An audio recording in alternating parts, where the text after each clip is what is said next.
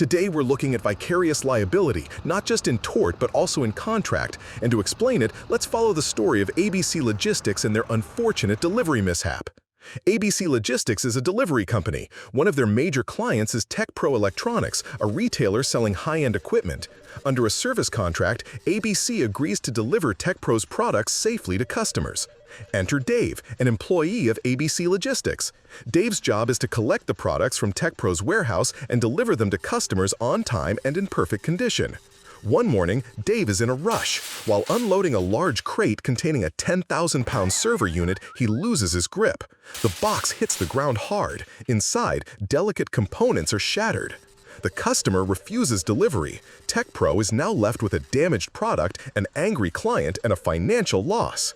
TechPro demands compensation. After all, they hired ABC Logistics under a contract, expecting competent performance.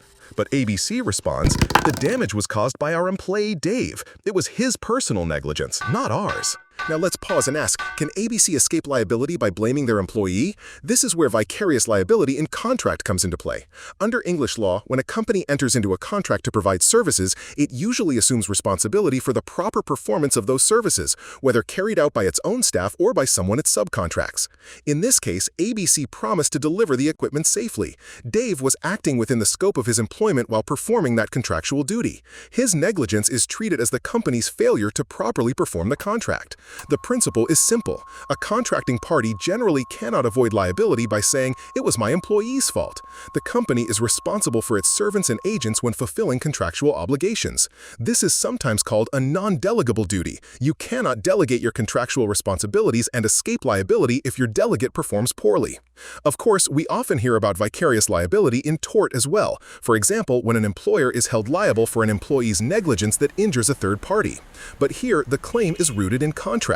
ABC promised performance. The fact that the breach was due to an employee's carelessness doesn't change ABC's contractual liability. Ultimately, ABC must compensate TechPro for the damaged equipment.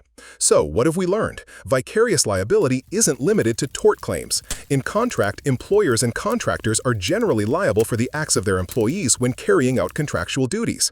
If you promise performance, you're responsible for how your people deliver it. And that's vicarious liability in contract, made simple. If you want more 5-minute breakdowns of key SQE concepts, have a look around Dr. Yannis' channel. See you next time.